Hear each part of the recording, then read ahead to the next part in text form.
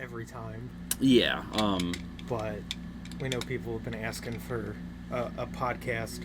By people, we mean probably like 3, so they can make fun of us. I say a lot, so... Yeah, no, we just wanted to give a perspective from people who work on a card shop every day about industry things and things that are personally happening at the Junction.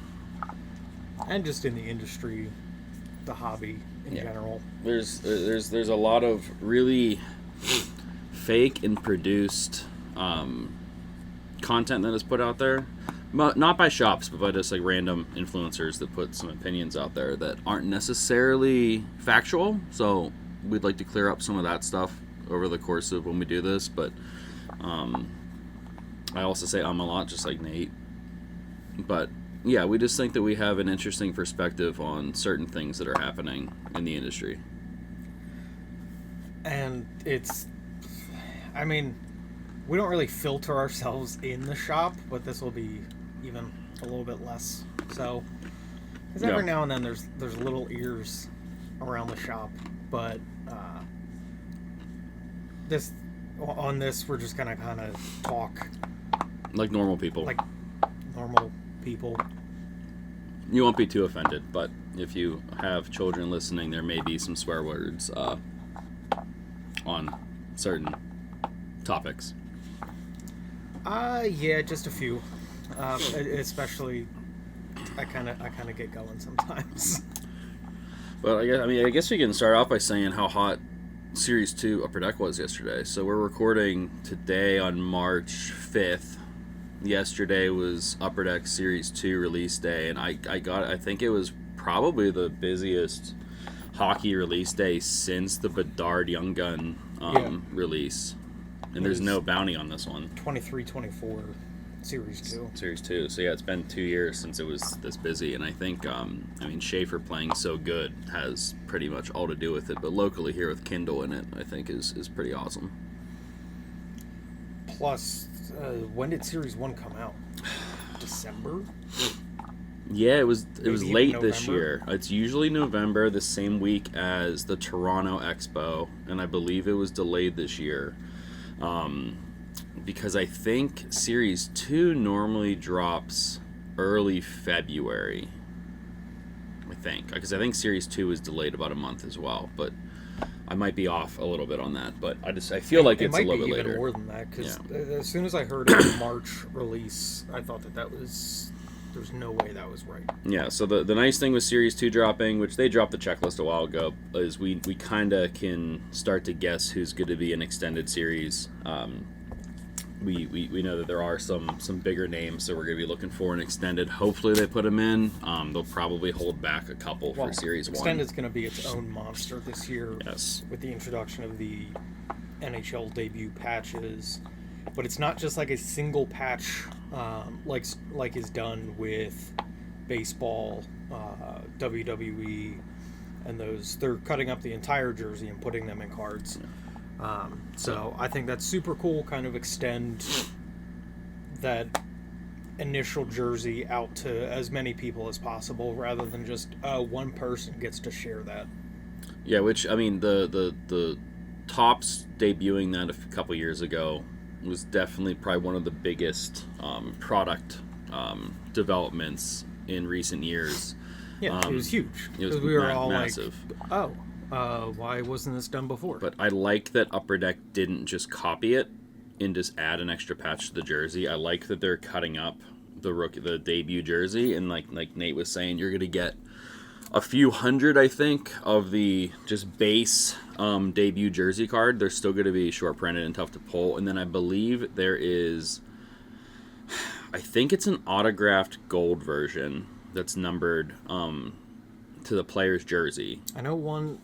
They when they teased it, I know that there was laundry tags. Yes, there's whenever I was at the Upper Deck conference, every player's one of one looks different. Some are fight strap, some are crest, some are tags. A lot of them are really cool because they include the inscriptions from the equipment managers of the team.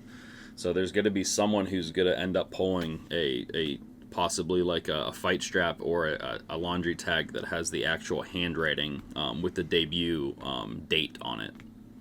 Which I think that's a really cool aspect. And in the future, who knows? Maybe there's a new Zodiac killer, and their handwriting gets traced back to an equipment manager from the NHL And they just on one of their debut tags. They've been murdering people with equipment over the last 30 years. They do manage sharp objects. I mean, and they do work alone, and I know that in those the skate sharpening room, there may or may not be some weapons in there. So that would be an interesting development. Hopefully this doesn't inspire anybody to do that. Not that I think many NHL equipment managers are going to be listening to this. But this is kind of like a Shark Tank thing where you see somebody on Shark Tank and you're like, oh, I thought of that years ago. Yeah, you just didn't now, have... I hope that I'm not the one who kind of like gave the idea to somebody who could actually use it. It's like I had this idea, but now that Nate confirmed that it's a good idea, I'm going to do it. Yeah, today dropping is Topps 3 basketball, which last year had a lot left to be desired, but I don't want to rate it based off of last year's release just because it was unlicensed and they did not have the checklist that they're going to have this year. So, yeah, last year's was just very basic, kind of an intro to the product. This year's looks a lot better. Like, I know some of the triple autos just remind me of old Topps Triple Threads basketball. Yeah, I was trying to talk to Nate yesterday about it. It does kind of look like Triple Threads, but there is another release from back in Yeah, it wasn't Progression. No, it was like mid 2000s. I'll figure it out at some point in the next couple of days. There is a design that looks exactly like the triple patch autograph that is in this product. Couple other products coming out that I'm kind of bummed we're not getting are Panini Honors Football and Photogenic Football. Those were both online exclusive products this year, and I understand that logistically Panini just has to get the product out before the licensing expires, but Honors looks awesome. There's all kinds of previously unfulfilled redemptions and that kind of stuff that I believe got inserted in that product. But more importantly, is there a Brandon Cooks to 99? They should. I mean, for the culture, they should do it. And then there was what else is there? There's another product dropping either today or next week. Leaf Optichrome baseball releases on Friday. The John Cena product is finally going live that people pre-ordered a couple months ago. So that'll be interesting to see. I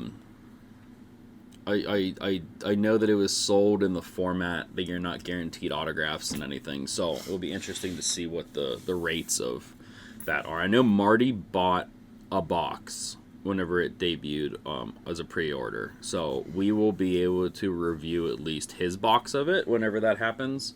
I'm sure they're going to start shipping anytime now, so if he gets his in the mail today or tomorrow or something, me and Nate will talk about it on the next episode. But which leads me to probably the first Nate rant that we're going to have. When they release a whole product about John Cena, don't say you can't see the whole product. You can't see John Cena. You can see the packaging. You can see the rest of the card. You just can't see John Cena. I saw one... It drives me crazy when people post a whole John Cena card. They're like, I got nothing in my hand. Yeah, I saw one, I think it was on Sports Card Nonsense the other day, and it was like, I got shorted a hit. I didn't even get a card. It's like, well, you got a card. The joke would be that you can't see an image on the card, not that there's not a card. The physical card would still exist. Which we did years ago. Yes, we were the first. We were early. We pulled a John Cena silver bar from Impeccable, and I photoshopped just John Cena out of the card. So it still says John Cena, has the silver window and everything, and then the section off to the right where the athlete goes was just blank. It looked very good, though. It was very convincing. I think that you duped quite a few people with that one. Yeah, I remember when you first posted that. I think you caught quite a few people on the initial part of that. Yeah, some other cool stuff we got in this week is I was we've really started expanding our Kaka Wow line. Wow! And for years we didn't buy it because I just wasn't familiar with it, and now we're starting to realize that while Topps, Upper Deck, Panini hold a lot of licensing in the United States, I guess since Kaka Wow is based out of Asia, they're able to carry the same licensing and it doesn't conflict with the United States releases. So the only thing that restricts it is we can't get it when it first comes out. But I know, like yesterday, we just got in Friends and Marvel Rivals, Friends, and Fantastic Beasts and Where to Find Them. yeah, and then, Even though Fantastic Beasts and Where to Find Them is already included in the Harry Potter set. Yeah, So doubling yeah. down on that. I mean, people like Harry Potter, so it doesn't cause Harry Potter. Yeah, there's Harry Potter is a good one.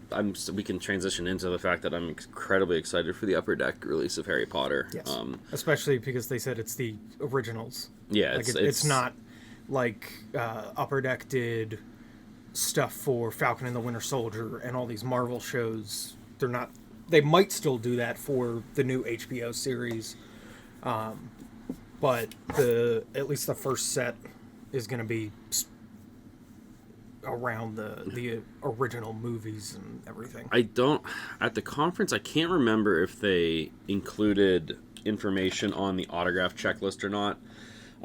If they could get Daniel Radcliffe and Rupert and Emma Watson. If they can get them to sign, that'd be pretty big. You're not getting Snape or McGonagall or either Dumbledore or McGonagall. They could have gotten McGonagall or Hagrid. Didn't Hagrid die? Yeah, Hagrid died.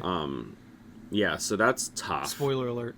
Yeah, sorry if you haven't caught up. You've had 20 years to watch the films and follow the actors and actresses. But I remember ripping the original Wizards of the Coast Harry Potter product, and that was fun.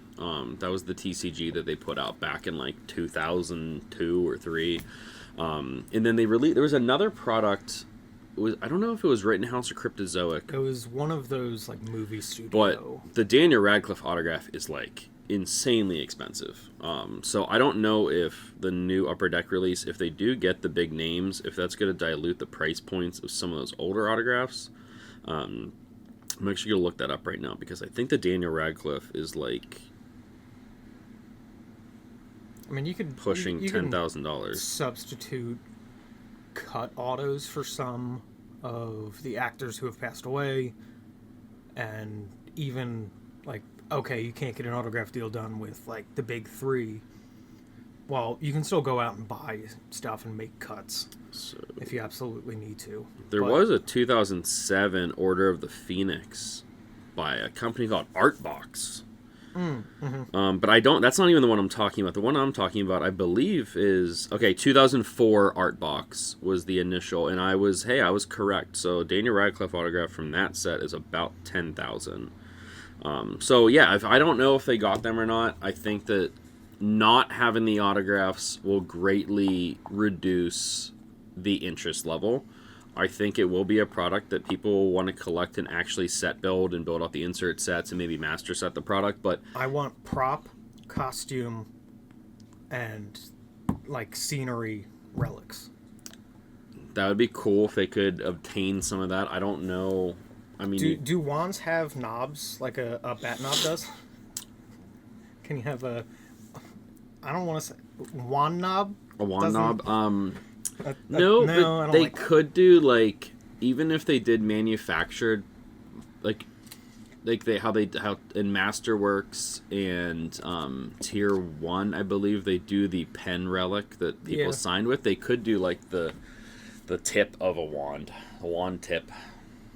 Yeah, I mean, but that would be less cool than the actual ones used on the set, which I'm sure they used hundreds of them on the set. Like, have to be like boxes full of them in Warner Brothers like storage. But yeah, that'll be exciting. Give me an authentic owl feather. I don't care how many you have to pluck. Yeah, I mean that one might be a little harder.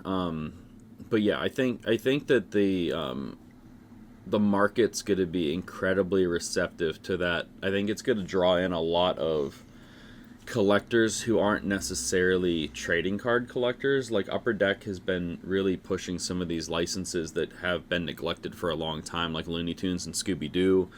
I mean, I remember in like the James 90s. Bond. Yeah, James Bond. I remember in like the 90s collecting like the Looney Tunes cards. So like whenever the new one came out, I remember I ripped a couple boxes of it, and they had all the classic Upper Deck PMGs and in Star Rubies and all that kind of stuff. So like it was pretty neat. I do think that Upper Deck may or may not have started to saturate the PMG market with some of these like Metal Universe champions, and with the hockey, like there's just too many. But I still like that they use some of the classic insert designs. I just wish it was a little more limited.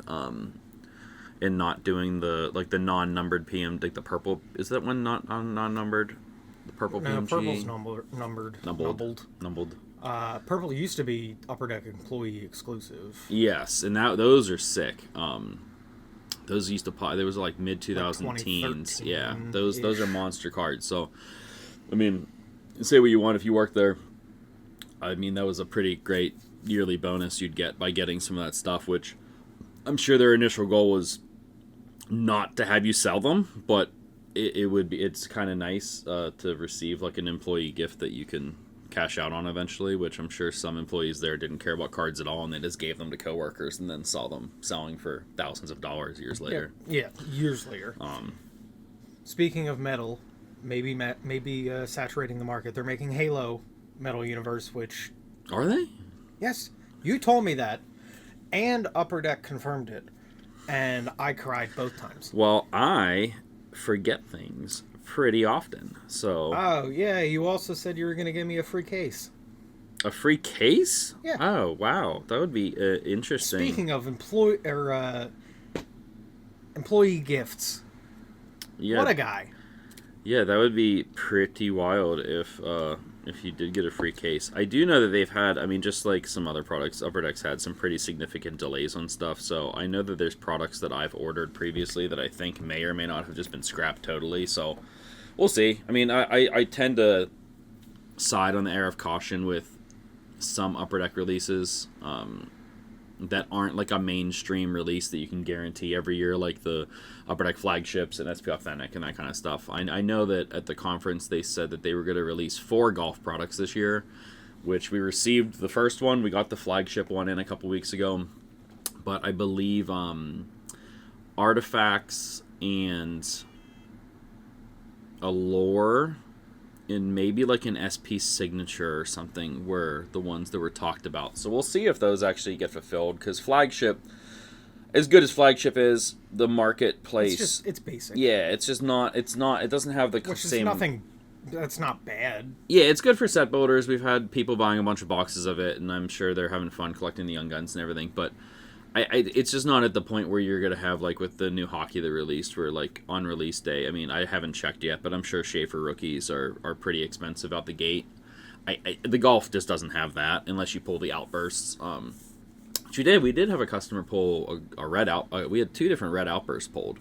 I've been off the golf train for a while, so I wasn't familiar with the talent that was on the cards, but I mean, it's still, I remember how hard those were to pull out of the hockey. So They did do the Tiger Woods buybacks as well.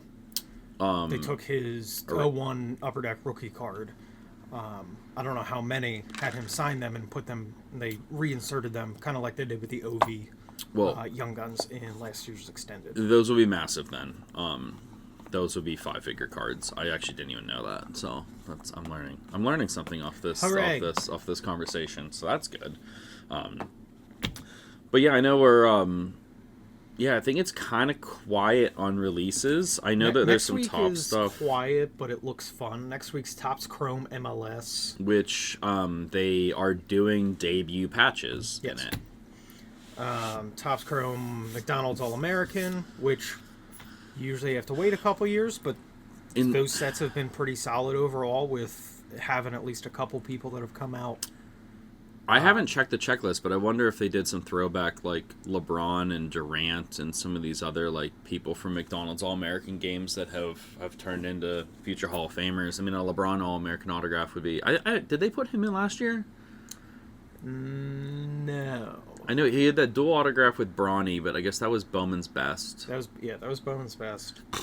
Panini 1-in-1 WNBA comes out next week, which we want hoops. Like 1-in-1's a great product. We want hoops WNBA. We get Donruss. Yeah, it was just They're doing it still was better. expensive though. So like what a lot of people don't understand, and this is like some of the like stuff that we're talking about that we'll be able to talk about more. So like when a product like Donruss WNBA gets made, I don't remember the exact price point, but I think it was meant to be like $150, let's say. But typically, like, unless you're one of the massive like retailers, you don't simply get enough products. So what you end up doing is you end up buying more of it off your distributors at much higher prices. So a lot of the distributors, they do their pricing based off of market value. So if WNBA is meant to be $150, but market value is $600, we might be paying like $550 to bring something like that back in. So a lot of the time on these products, if you come in, we might be literally working on a 10% margin on some of this stuff. So like, just because the manufacturer wants it to be X amount of price, that doesn't mean that we were able to acquire our boxes to be able to sell it at that price point. Like there's certain, like this happens in Pokemon all the time. Everyone gets yelled at for Pokemon pricing. Like it's MSRP. Yeah, and it's that's a suggestion, but unfortunately, the people who control a high percentage of the products don't have. There's no like legal obligation to give you everything you want at that price point. You might get some at that price point, and then what you're doing is you're scrambling to procure more, whether it is buying random bundles where you maybe get inferior product with that good product. So you kind of have to chop up certain products as a loss to gain on the back end on the good product. So it's not as simple as buy product, sell product for whatever it's supposed to sell for, and make your fair margin. A lot of the time, I mean, I'm literally buying product almost every day from various sources at different price points, and by the time we average our cost out, it's not like you're like quadrupling your money on some of the stuff like people think. It's a lot tighter. Like we have products like it might be like, okay, we quadrupled our money on one case, but that's all we got at that price, and then we had to buy 4 more at the price that we're selling it at. Like we're sitting at the Tops bar while we record this, and I'm looking at Bowman Giraffe Super Jumbo. We have it priced for $795 a box. I believe on release day it was $1,100 market. We bought a bunch of it at like $850 to $900 a box. So technically the boxes we're currently selling, we're losing money on them. Yes, we made money on the front end of some of those boxes, but by the time you average it all out, we're not making as much as you would think we are on that stuff. Anyone who has ever thought about opening up a store, you have to understand that your sealed product is not necessarily your biggest margin win. It's just a volume game. I mean, there's a lot of product that we're making $10 a box, but you sell 100 of them, and it that's what's paying the overhead of the store is volume sales. Occasionally we get lucky, we get something that we get like maybe a small amount of it and it has great gains, but most of the time it doesn't work out that way. And especially transitioning into unlicensed Panini football and unlicensed Panini basketball, they're likely going to be a more modest margin. I know like we sell through a ton of the Panini unlicensed baseball, but it's not like it's a significant gain per unit. It's just that we sell through it so quickly and we sell through a lot of it that it's still it makes business sense. But if we were only selling one box of something, it would never make sense. That's why we typically, once certain products hit what we feel is a really bad rip for the customer, we just stop bringing it in. Like if it's a product that market is $350 and we got to pay $330 just to bring it in, and we're going to lose 15% on the credit card sale or something to make $5 and the customer have a low likelihood of having a good box, we just start to pass on the product. Which I guess we can talk about bad buys right now. we still don't know what the absolute shit is happening with the Pokemon market right now. Well, we know what's happening. We know what's happening. It's just crazy. Yeah, it's nuts. Nate can talk on it a little bit, but what we've seen in the last like Week. 5 days is, I'm not even going to say not sustainable, because there are so many people in the world that want to buy Pokemon cards, but it's not, I don't think it's sustainable, but it is definitely, it's exciting, especially if you're a true Pokemon collector and you may have a lot of these cards. It may be time to take some of that money out of your collection. Just like the rule of thumb with like stock investments, like once you can get your money back out of it and still retain your gains, maybe do some of that. I mean, like Nate, we were talking yesterday, the Blastoise went from The special illustration rare Blastoise from 151 went from, we had a stack of 5 or 6 of them at $80 that nobody wanted, to, okay, now they're a little over $200. Yeah, and a week ago they were like 120, and then a day after that they were 150, and then a day after that they were 180, and just the rapidness that we're seeing this. Yes, it coincides with Pokemon's 30th anniversary being on this past February 27th, and them doing a whole bunch of anniversary stuff this year, not just with the cards but the video games as well. It's just in general bringing way more eyes. I think there's a lot of FOMO. Also, I know Nate's opinion on this, I think, and I know a lot of people's, but I truly think the Logan Paul sale brought a lot of eyes to Pokemon that weren't already there.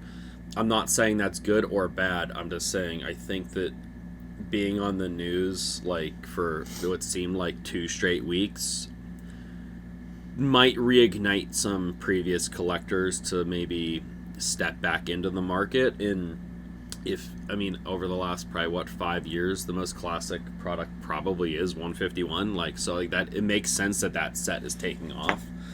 I do think there's a lot of cool cards that haven't gained yet that I think might be good buys. I don't know if Nate has an opinion on any cards that for he sure. thinks. There's always just like secondary and tertiary stuff that takes off a little bit after. The Logan Paul stuff definitely, I mean, he's brought more eyes to the Pokemon community before. Like when he bought his $400,000 Charizard, when he originally bought the special illustration rare Pikachu, when he bought the G.I. Joe cards. Yeah, that one was less fortunate, though.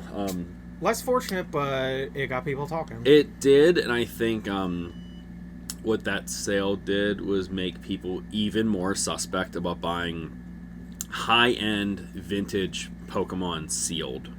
I know that we've always been skeptical in here. When we are offered stuff, we really like to feel people out on their intentions. There are truly people who have had that stuff stashed since the 90s. And then there are people that may or may not be trying to... Scumbags! Yeah, like we bought a unlimited pack or base set. It was supposed to be shadowless base set pack. And we were like kind of hesitant on it, so we made a deal with who we bought it off of. We're like, hey, we're gonna crack this. If it's actually a shadowless pack, you get X amount. If it's not, you get X amount. And they agreed to it, so we cracked it, and there was a whole bunch of base set unlimited in there. Yeah, it was not good, and this is why, like, if you are... And that was from someone that we know very well. I think, yeah, and I don't know if he knew who he got it from, but I remember, I think the red flag for us was, like, the seal on the blister pack or something. Like, it looked like it may or may not have been... re-glued. Or it was just 25-year-old glue that wasn't good, but we had some red flags on that. So like, if you are stepping back into Pokemon or sports cards, just really make sure you know what's going on before you start dropping thousands of dollars. I'm sure there's people who have, like, literally in the last 24 hours have probably bought stuff that is fake or altered in some way. Especially if you see these prices people are paying for, like, legendary collection booster boxes and stuff. I mean, they're like $40,000-$50,000. So they might even be higher now. They might be like 60 grand now. I have no idea. I'm just still stuck on 25-year-old glue, trying to make a joke of either A, do horses live that long, or B, that's Leonardo DiCaprio's favorite kind of glue. That's just where my head is.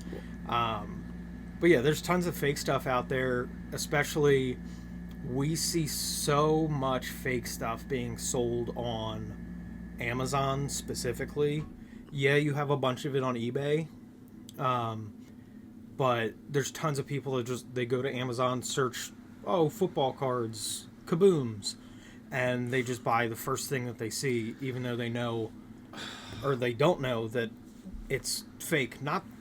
There are no custom kabooms of like NFL players. No, those are fakes.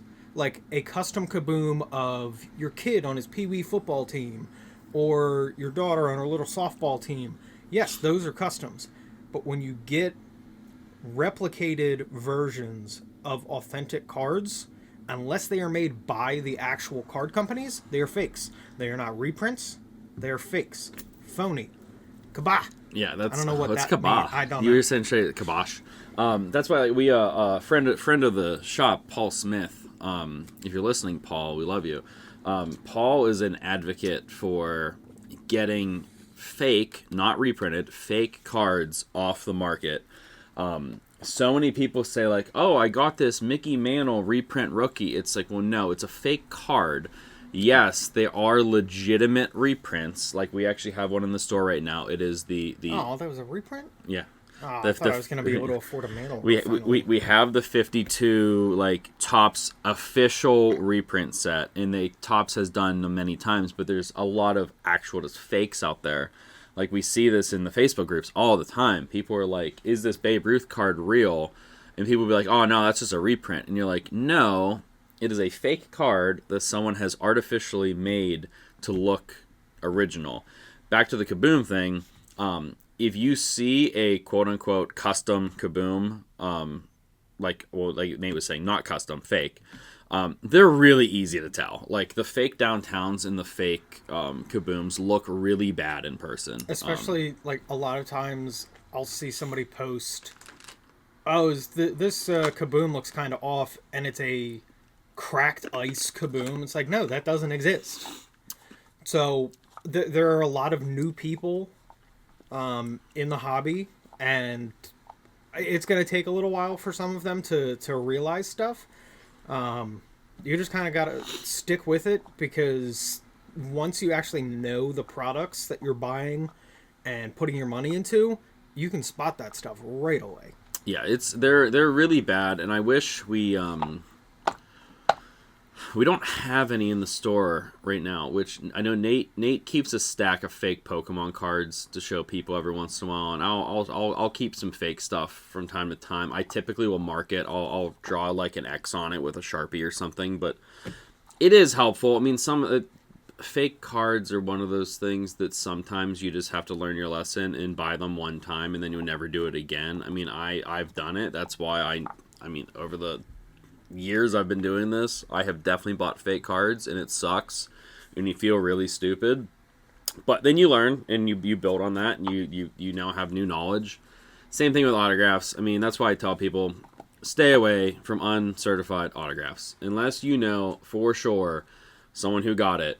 And be careful of who certified it. Yeah. If it's just a piece of paper that says Nate's baseball cards in, Myanmar, Florida, back in 1989, certifies that this Mickey Mantle autograph is real, don't believe it literally at all. Especially because I wasn't alive in 1989. I mean, and there's no other Nates. That's why it's really another. I'm just thinking that's really funny. Like when someone fakes a card, of someone that came out after they died. Oh, those It will be those like are my favorite. it's like a 1996 Mickey Mantle card, and it's like, yeah, he was already dead, so he did not sign this card. Oh, look at this signed Walter Payton Kaboom. Oh yeah, it's great. I know. I you'll see him every once in a while, and someone will just have like a picture or something, and it just says Babe Ruth, and it's like literally like a child just wrote the name on there, and people are like, is this real? It's like, yes, it's real. It's 100% real. This 2003 photograph that is clearly a glossy photo. And that stripper loves you. Yes. Yes, she's very interested in you, and you should give her all your money, just like you should buy all of these fake items. That's another reason why we kind of got out of the memorabilia game. We have a little bit in the store that's all like Fanatic stuff that's from their personal signings, but it's if you don't have time to truly study signatures, you should not be buying unstarted stuff. And even if you buy started stuff, I mean, like, I'm sure there's fake stuff that got started too. Maybe not by the company, but with obviously these different like autograph rings that have been busted over the years. They got so good at faking the certificates. Like, they got the legit, like, if you search the cert number on the sites, it will match the exact piece that you think that you bought. So like, just if you're buying autographs, buy them from like the most trusted sources possible. And do your research. Yeah, do your research, ask opinions. Don't be afraid to sound stupid, like asking like common questions to people, because you'd rather do that than waste a bunch of money on like a $5,000 fake Babe Ruth signed baseball that you can guarantee is real, because that's not, you can't. I mean, you really want to have the proper channels with that. Plus, you don't have to worry about sounding stupid, because, I mean, at its core, I think collecting doesn't make logical sense necessarily. Probably not. No, I mean, I always tell Here, people... let me put down a car payment on this picture of a man or woman or imaginary character. Can you imagine an Air Bud cut sig, just like the paw? I want Air Bud cards. Now that you say that, I would love Air Bud cards. I'm surprised they didn't do like Burger King cards. Yeah, back to like peak Air Bud. I'm surprised they didn't do an Air Bud. They might have. Maybe they did. Maybe there was some sort of Air Bud, like with the DVD or like VHS. Hopefully with the next. I think they're bringing Air Bud back, but not the original. I love how I said not the original. I'm so out of. I love how I said DVD, well knowing the original Air Buds were not on DVD. Yeah, they were 100% VHS tapes. But yeah, whenever they bring back Air Bud Resurrection, or whatever they're going to call it. The great grandchild of Air Bud. Yeah. Maybe it's a pug now. Yeah. Oh yeah, another thing I want to touch on, which I don't know, I'm not in the know enough, but I don't know what the hell has been going on with UFC lately, that we have sold out of almost our entire backstock of UFC. I don't know if it's just because there haven't been a lot of releases, but some product that was sitting on the shelves for weeks all of a sudden is gone within a few days. The people crave violence. They definitely do. I don't know the checklist enough to know if someone like recently won or anything. I'm like a late 2000s, early 2000 teens UFC follower, which I did recently. I watched the one a few weeks ago because it's on Paramount now. Right. For me, all the UFCs are just like the CDs for Now That's What I Call Music. Like, they're on number 574 at this point. Yeah, like, you're just supposed to expect to know, like, oh yeah, did you watch card 587? Like, no, I'm more of a 534 fan. Which you're laughing, but I guarantee, there's people that do have that memorized. It's the same way that like, okay, this specific episode of Pokemon, this happens, and it changed. Well, like WrestleMania 2014. Yeah, I'm like real bad at that kind of stuff. Like, I've literally been a wrestling fan since since before I have a memory of it, because there's pictures of me like at 3 and 4 years old with like wrestling figures and stuff, which I don't have my memory from back then. But head injuries, CTE. But like, there's some people who can just go off and be like, yeah, WrestleMania 17, the third match, the spot happened, and did you know that the table was actually supposed to be 2 feet further to the left, and that's why the spot didn't work. Do you know what we call those people? Oddists.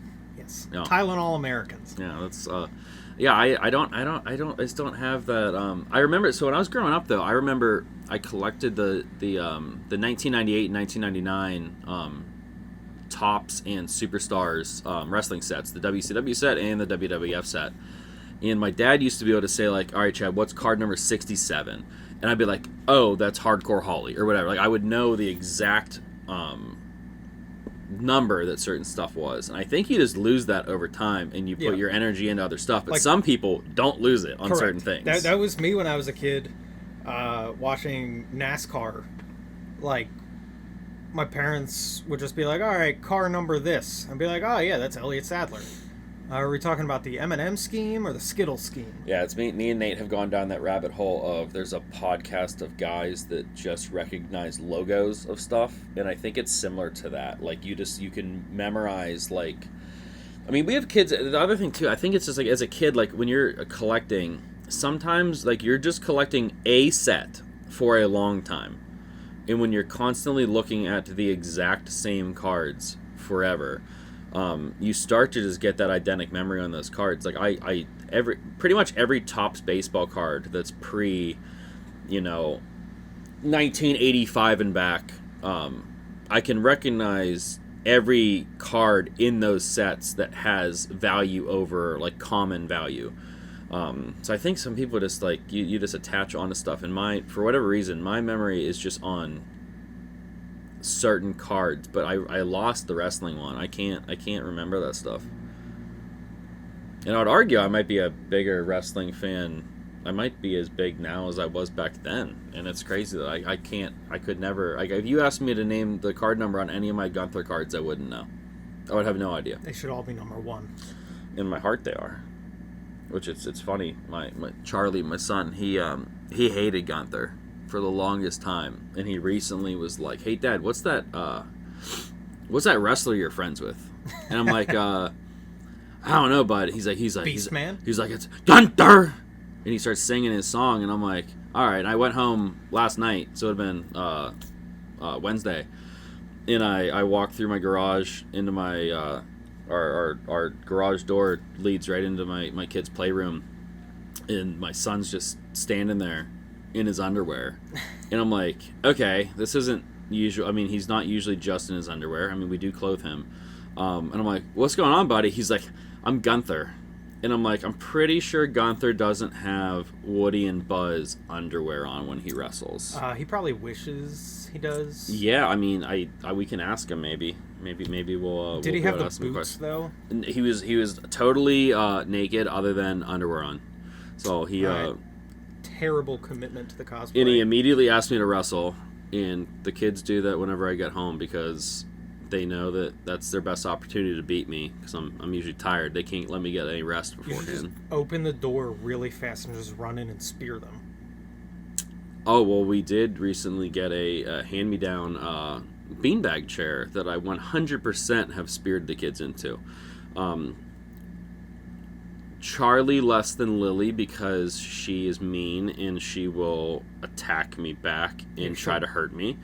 Not try. She will. Yeah, she will hurt me. Lily is Nia Jax in the form of Alexa Bliss.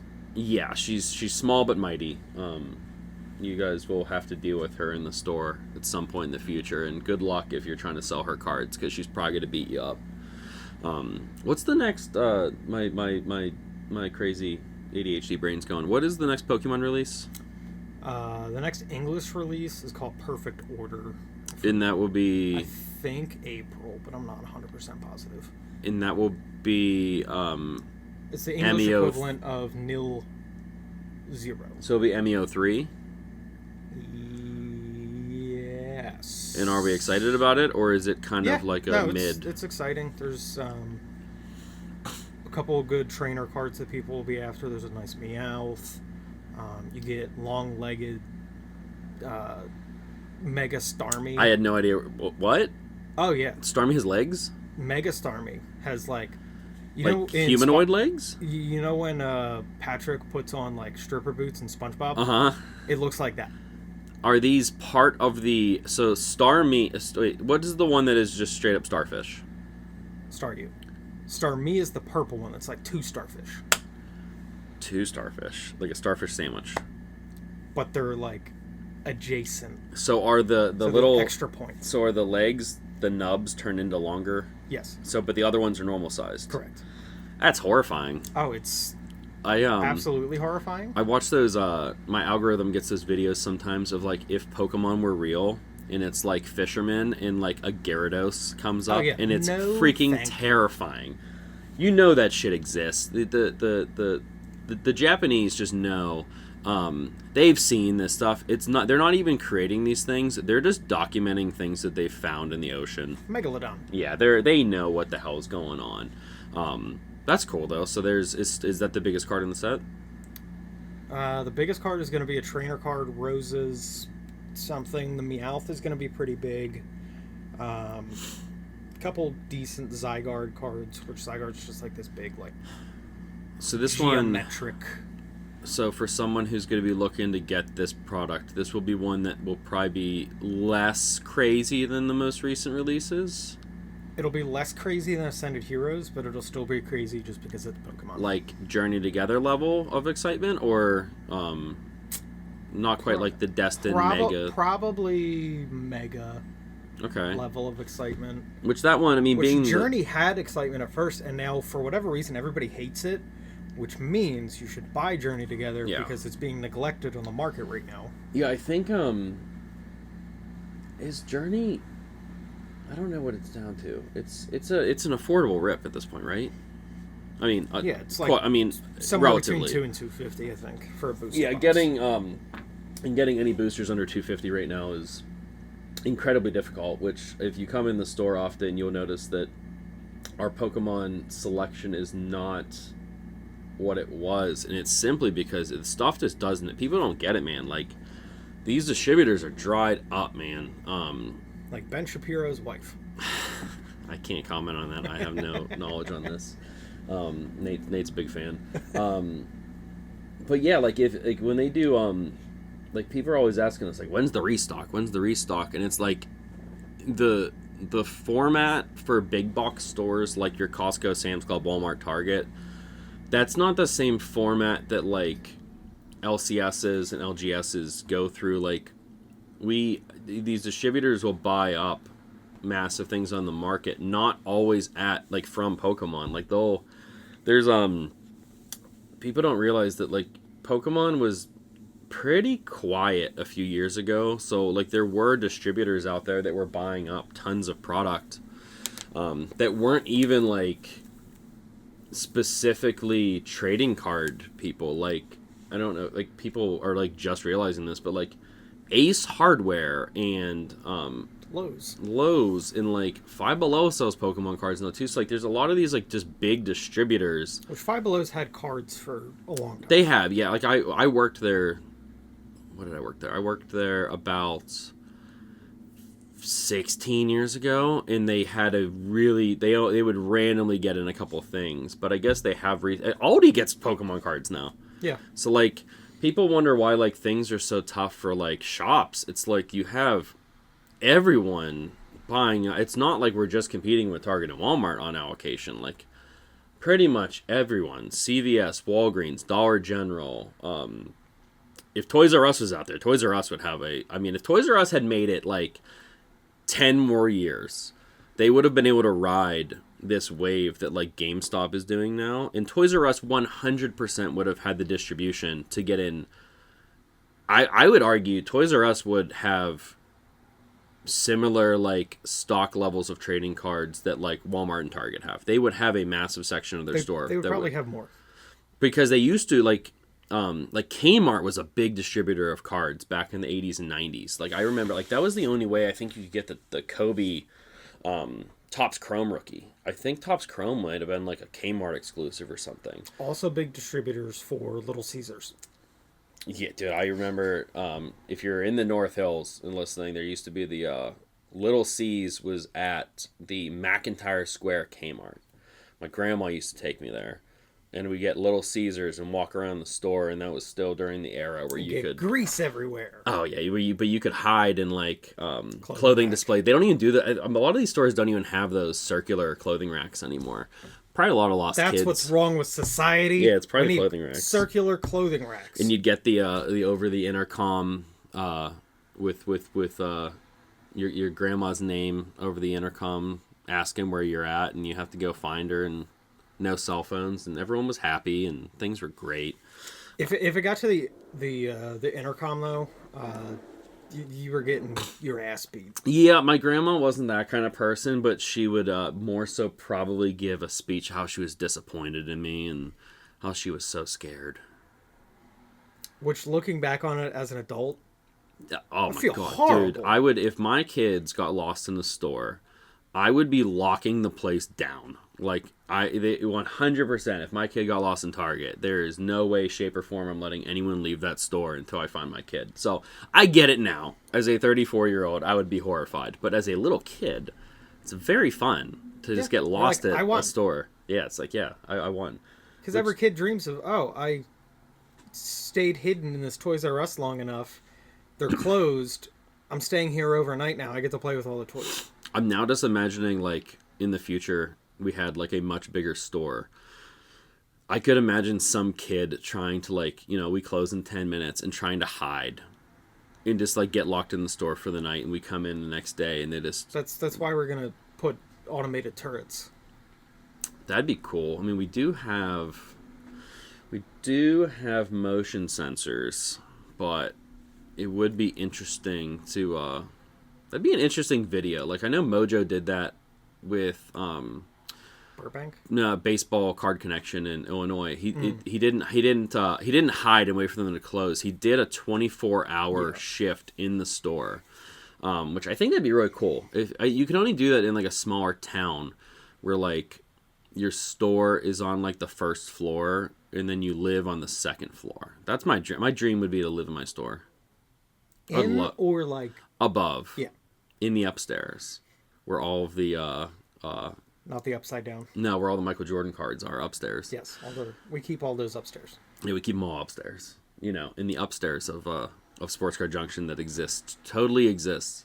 But no, we're going to be, this is totally unrelated. We're going to be having some good news here soon that you guys are going to be really excited about. We can't talk too specifically on it, but it will be a really big milestone for Sports Card Junction. You can think about it. You can send us your opinions on what you think this is. Anytime we do that, we get really fun answers. People are like, "Oh, you guys are moving into PNC Park." We like when we built the bar a couple years ago, we did like teaser pictures, and I'm pretty sure people were like, "Oh yeah, you're putting a golf simulator in, or you're gonna do," and we're like, "How? Like the things that you are mentioning would not fit in the space that you see here." But yeah, let us know your speculation on what you think it is. We're also going to put up a mailbag post just for people to drop their questions in. We'll get to them on future episodes. Yeah, if you got to this point, thanks for listening. We don't know when this episode's actually going to go live yet. It will probably be next week. But you can look forward to a weekly episode of me and Nate rambling. You might get some actual interesting information. Some of it just random stuff that has nothing to do with cards, but it's not. This is for me and Nate more so because we've been wanting to do this for like since before everyone wanted to start a podcast. We've been toying with it. Nate used to do his, and shout out Illuminati. Cardboard Illuminati. Can people listen to all the episodes still? Yeah. So listen to those. Let Nate get paid on those. He probably gets like 1/100 of a penny for every 1,000 listens. No. He gets no money from it. I get no money from that. Oh, the Just thing is personal enjoyment. Where people could be able to listen to this. It's gonna be Spotify, Apple, and then wherever you find podcasts. And then we will push it towards. And we're gonna try to push it to YouTube with just an image, so you can still listen on YouTube if that's like your preferred listening if you're platform. if you're living in 2007. Yeah, I use Spotify. That's where all of my podcasts are listened to on. But if I wanna, which this isn't gonna have any visuals, You're at welcome. least yet. But I watch them on YouTube. I listen on Spotify. Which you don't really. I mean, the whole point of a good podcast is that you just feel like you're in the room and you don't have to pay attention and you don't have to watch it. I know when I do watch podcasts, I don't listen as well. What? Yes? Huh?